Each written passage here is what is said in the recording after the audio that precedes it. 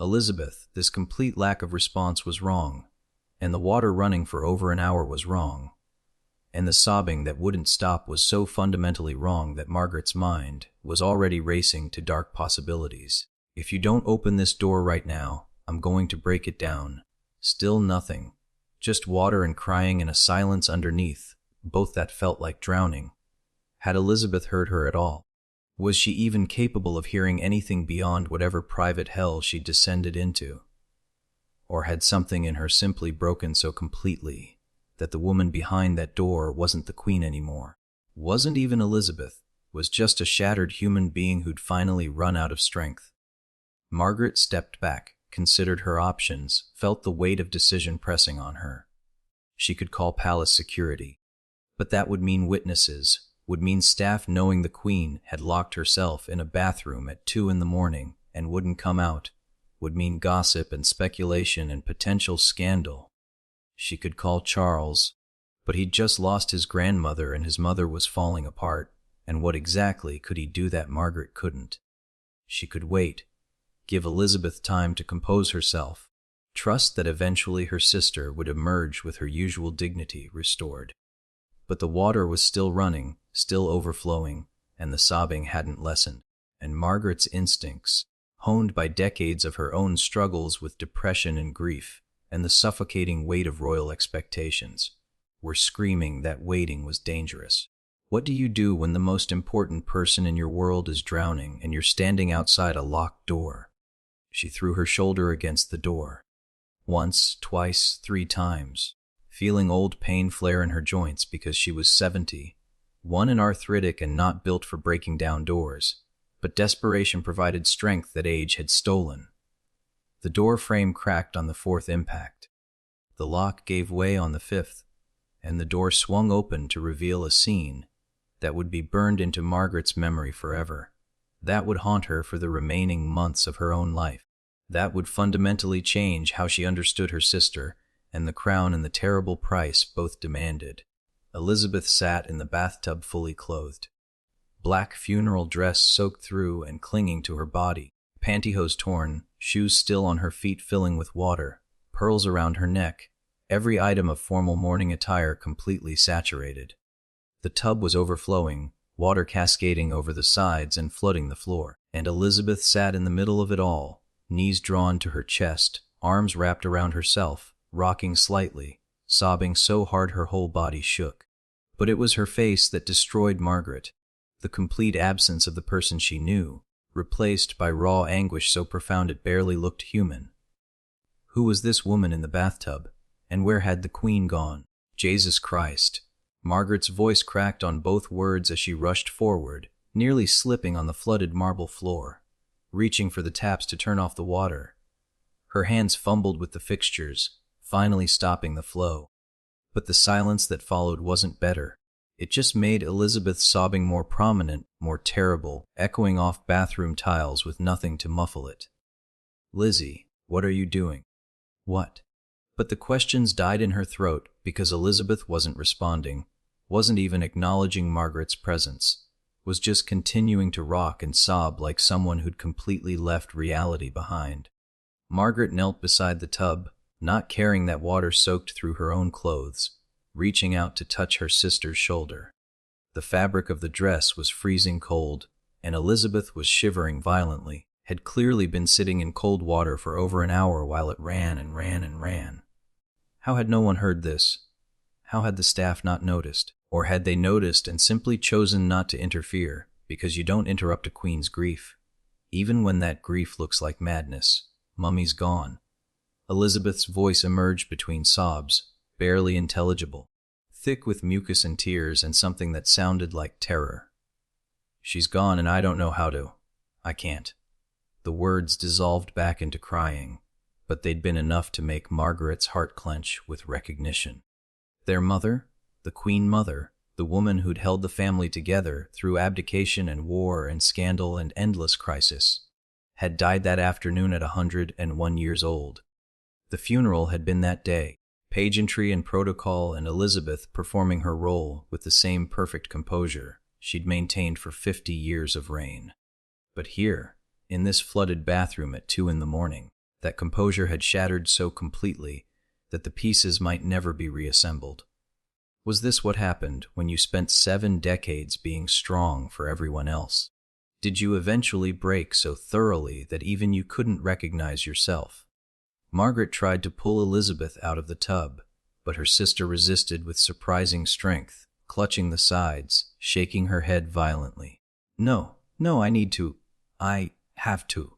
She didn't finish the sentence, but her hands moved to her face, scrubbing at it roughly, desperately, almost violently. And Margaret understood with horrible clarity what she was witnessing. Elizabeth was trying to wash something off, trying to scrub away something invisible, had been sitting in this tub for over an hour trying to get clean from something that had nothing to do with physical dirt. This wasn't grief. This was a complete psychological break, a disintegration so profound that Elizabeth had lost the ability to distinguish between metaphor and reality, between emotional pain and physical contamination. How long had she been teetering on this edge? How many years of suppressed trauma and grief and impossible burden had been building toward this exact moment, when her mind simply couldn't carry the weight anymore? The makeup, Elizabeth gasped out between sobs, her hands still scrubbing at her face with desperate intensity. I can still feel it. All of it. Every time. Every funeral. Every performance. It's on my skin and I can't get it off. I've been trying to wash it off for 50 years, and it won't come off, and I'm so tired, Margaret. I'm so fucking tired. The profanity shocked Margaret almost as much as anything else. Elizabeth never swore, never lost verbal control, never allowed language to slip from perfect propriety. But this woman in the bathtub cursing and sobbing and scrubbing at invisible makeup wasn't following any of the rules that had governed her entire existence. She'd crossed into territory where protocol didn't reach, where royal training couldn't protect her, where she was just a broken person drowning in decades of accumulated pain. What do you say to that? How do you help someone who's been performing for so long they've forgotten how to be real? Margaret made a decision that would change everything. She reached past Elizabeth, pulled the plug to drain the tub, then grabbed her phone and dialed 999. Elizabeth didn't seem to notice, was still scrubbing at her face, still sobbing, still lost in whatever private hell she'd descended into. The operator answered, professional and calm, asking about the emergency. I need an ambulance at Kensington Palace, Margaret said, her voice steadier than she felt. My sister needs help. How did you describe this? What words captured a queen having a complete breakdown in a bathtub? She's not herself. She needs medical attention. Psychiatric medical attention. The words felt like betrayal even as she spoke them. Like she was violating some fundamental rule of royal privacy, exposing weakness that should never be exposed, calling attention to the one thing the monarchy could never afford to acknowledge. That the crown didn't make you invincible, it just made you better at hiding how damaged you were. Would Elizabeth ever forgive her for this? Would the palace? Would history remember this as the night Margaret saved her sister or the night she destroyed the last illusion of royal invincibility? The operator was asking questions. What symptoms? How long? Any danger to herself? And Margaret tried to answer while watching Elizabeth continue her desperate scrubbing. She's been in a cold bath for over an hour. She's hypothermic probably. She's having some kind of breakdown. Dissociative episode. I don't know the medical term, but she's not responding to me, not acknowledging reality, just sobbing and trying to wash off something that isn't there. Even describing it felt surreal, like narrating a nightmare. She's the queen, Margaret added, because that detail mattered, because arriving to treat a monarch required different protocols than arriving for anyone else, because even in crisis the machine of royalty demanded acknowledgement. You'll need to be discreet. No press, no publicity. This cannot get out. The operator assured her of confidentiality, said an ambulance was on the way, asked Margaret to stay on the line.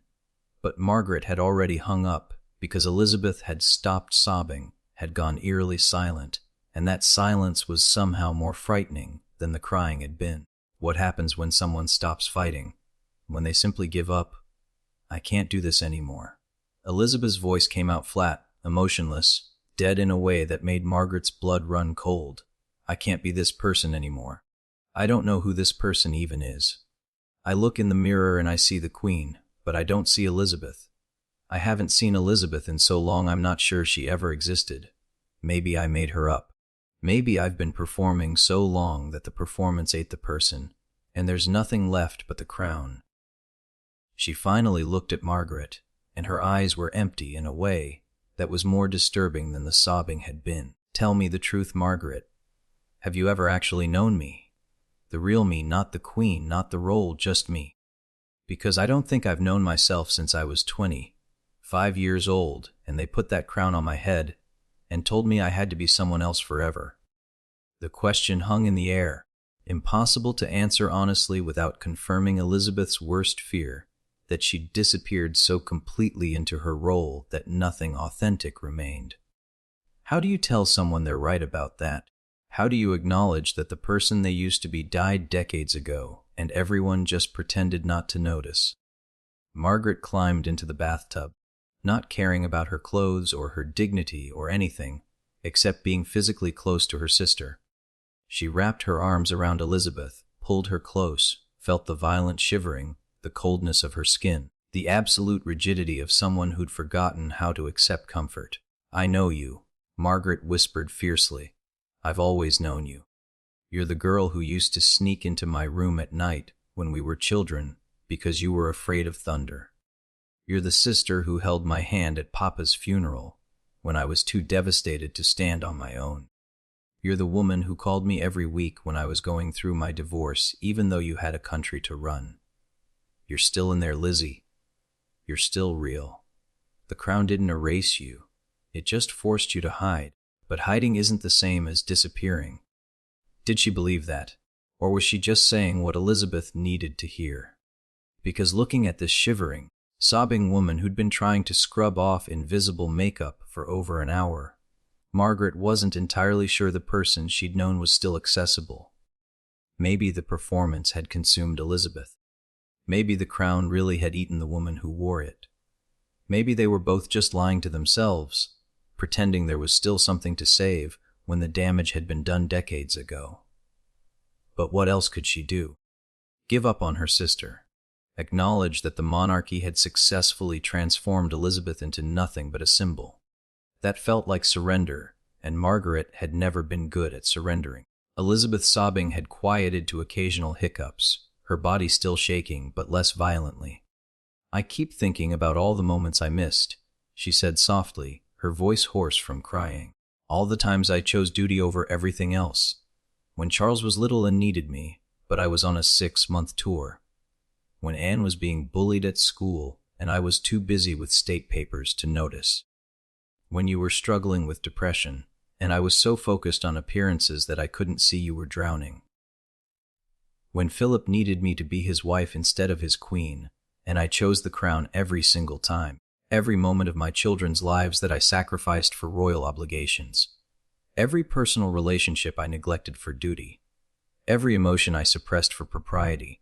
It's all just gone, Margaret. All those years, all those choices, all that sacrifice. For what? For this?" She gestured around the flooded bathroom, at her soaking funeral clothes, at the wreckage of her composure. "For this performance that never ends, this role that demands everything and gives nothing back except more duty and more sacrifice and more years of pretending I'm something I'm not." Was she right? Had all the sacrifice been for nothing? Or was she just too exhausted in grief, stricken to see the meaning in what she'd given her life to? The sound of sirens penetrated the bathroom, distant but approaching. Elizabeth tensed, awareness flickering in her eyes. "You called an ambulance." It wasn't a question, and her tone carried no anger, just a kind of resigned acknowledgement.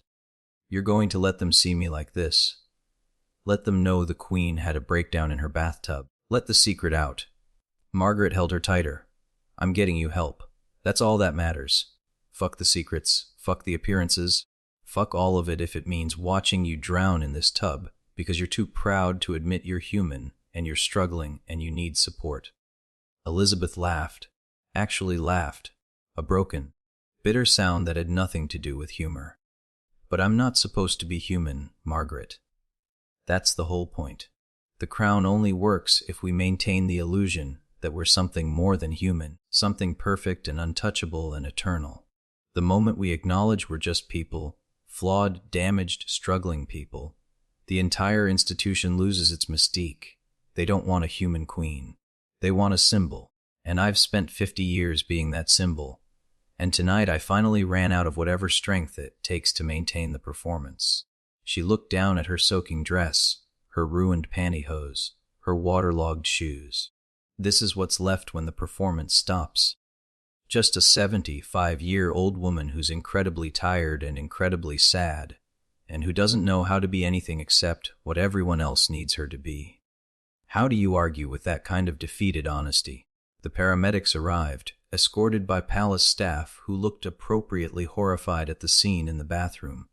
2 men and a woman, professional and gentle, taking in the situation with practiced calm that suggested they'd seen breakdowns before, though probably never in a monarch.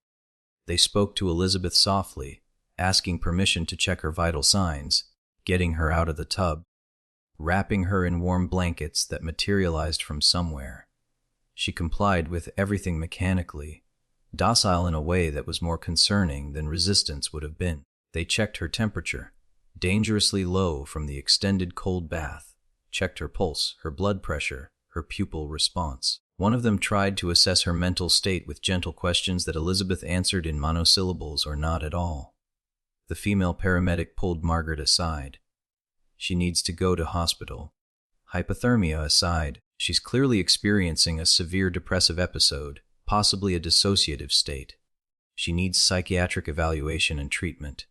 Margaret nodded, but her mind was already racing ahead to the complications. Taking the Queen to hospital meant protocols, meant security, meant the possibility of leaks in press, and the whole carefully maintained facade crumbling. But what was the alternative? Keep her here where she might hurt herself. Pretend this hadn't happened. Call in private palace doctors who would prioritize discretion over treatment. When did protecting the institution become more important than protecting the person? Which hospital? Margaret asked, and the paramedic named the nearest NHS facility, but Margaret shook her head. Private.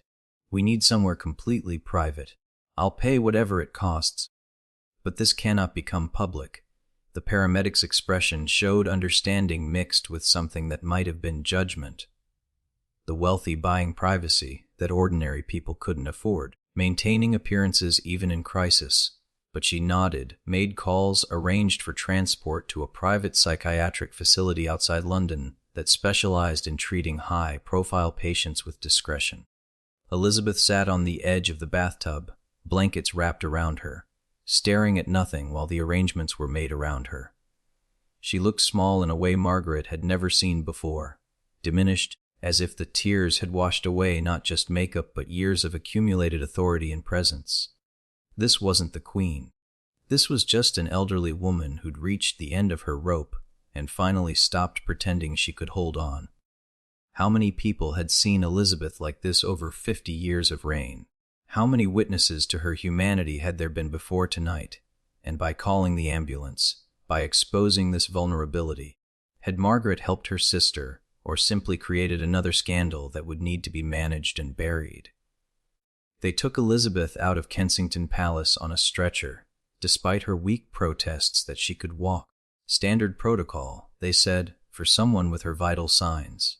Margaret walked beside the stretcher, holding her sister's cold hand, watching palace staff avert their eyes as they passed, maintaining the polite fiction that they weren't witnessing the Queen being removed from her residence in a state of complete psychological collapse.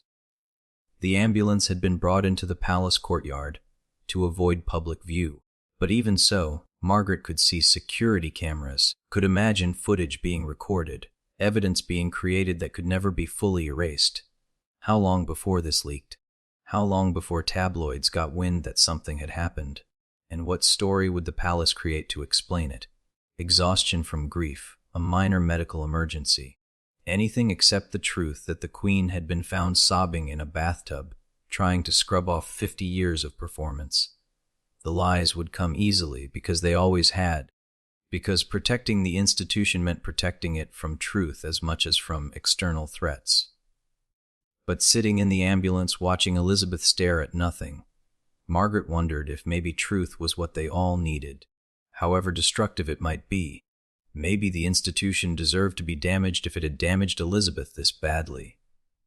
Maybe the whole thing needed to burn down so something more honest could replace it. Or maybe that was just exhaustion talking, the same exhaustion visible in Elizabeth's empty eyes.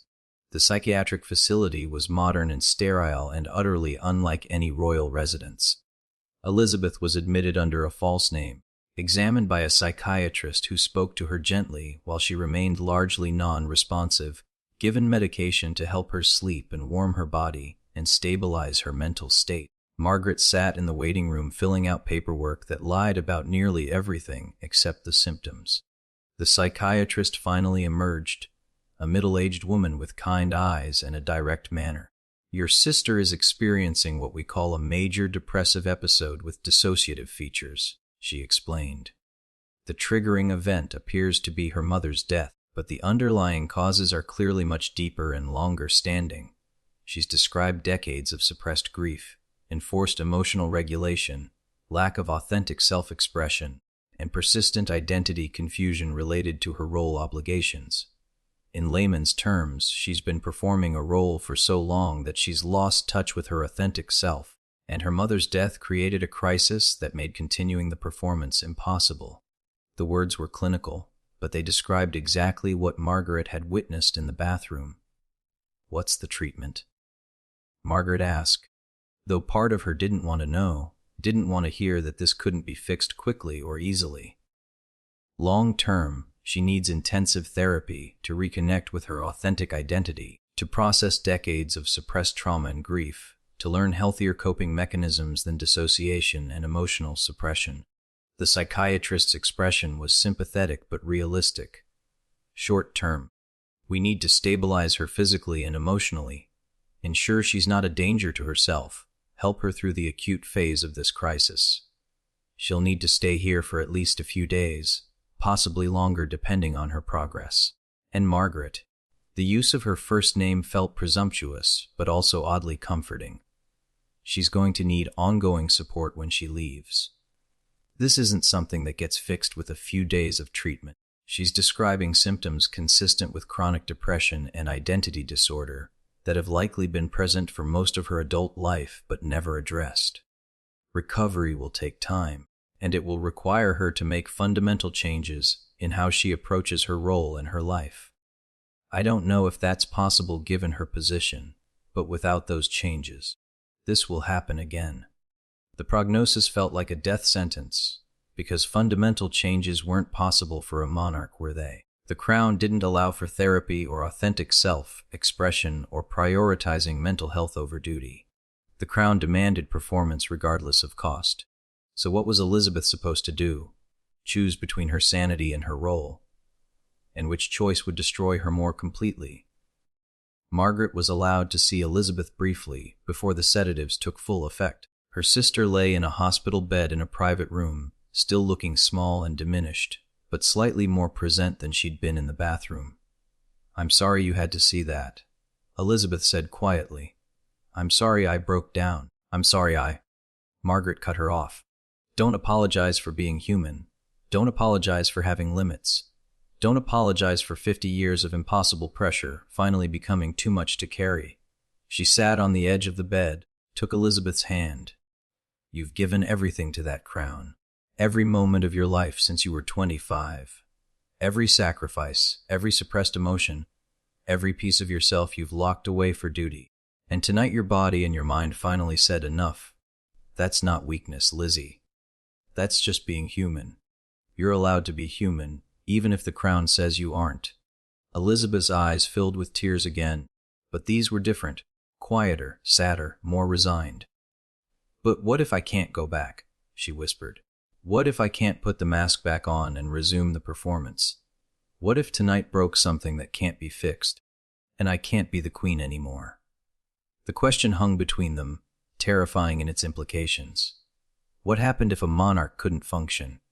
What happened if the queen admitted she was too damaged to continue? History had examples: abdication, regency, carefully managed retirements. But Elizabeth had spent her entire reign being the anti-Edward V, the one who would never shirk duty, never put personal needs above the crown.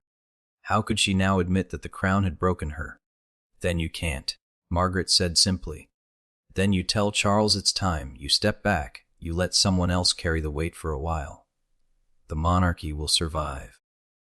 It survived worse than a queen needing to recover her mental health. But you might not survive if you go back to what you were doing. If you try to suppress this and perform through it like you've performed through everything else. This is different, Lizzie. This is your mind and your body telling you that the cost has become too high. You need to listen. Elizabeth closed her eyes, tears sliding down her temples into her hair. "Mummy never broke," she said softly. "She carried her burden for 100 years and never broke, never complained, never showed weakness. She was stronger than I am. She could do what I apparently can't." Margaret felt anger flare at that comparison, at the impossible standard Elizabeth was holding herself to. Mummy had a different role and a different life and different pressures. And for all we know, maybe she did break sometimes, in private, where no one saw. Maybe she had her own bathtub moments that she never told anyone about. You don't know what it cost her to maintain that appearance of strength. You only know what it's costing you, and the cost has become unbearable. That's not weakness. That's reality. Was it, though? Or was Margaret just trying to make her sister feel better about something that really was failure, inability to meet the standards the role demanded? She didn't know anymore. She just knew she couldn't watch Elizabeth destroy herself, trying to be something no human actually could be. The sedatives were pulling Elizabeth under, her words becoming slurred, her eyes struggling to stay open. "Stay," she mumbled, her hand tightening on Margaret's. "Don't leave me alone with this." Margaret promised she would stay, settled into the uncomfortable chair beside the bed, watched her sister finally surrender to sleep.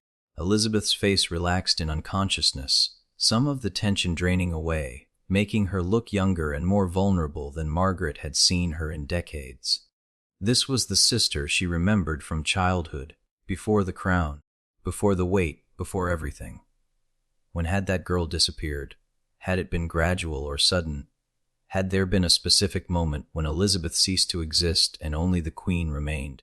Or had it been such a slow erosion that no one noticed until suddenly there was nothing left but the performance?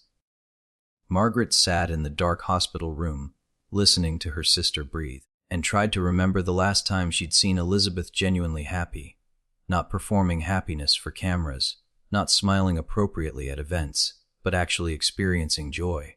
She couldn't remember, not in recent decades, at least. Maybe at William's birth, maybe at some long-ago family gathering before the divorces and scandals and endless crises. The realization was devastating. Her sister had been so consumed by duty that happiness had become impossible, had been edited out of her life as incompatible with the role. What kind of life was that? What kind of existence justified that level of sacrifice? And who benefited from Elizabeth's suffering except the abstract concept of monarchy itself? Hours passed. Margaret dozed fitfully in the chair, waking periodically to check that Elizabeth was still breathing, still present, still tethered to reality.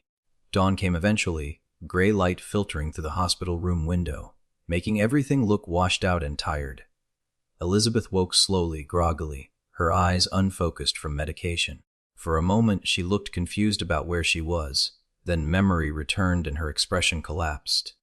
"It wasn't a nightmare," she said flatly. "It actually happened." Margaret nodded, exhausted and stiff from the chair.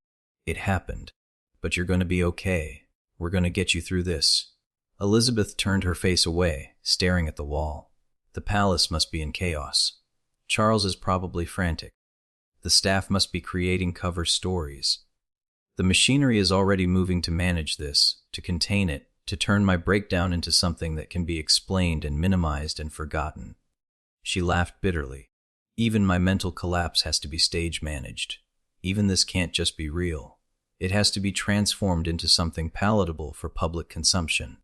The cynicism in her voice was new, or maybe it had always been there, and she just finally stopped hiding it. How much anger and resentment had Elizabeth been swallowing all these years? How much rage at the life she'd been forced to live.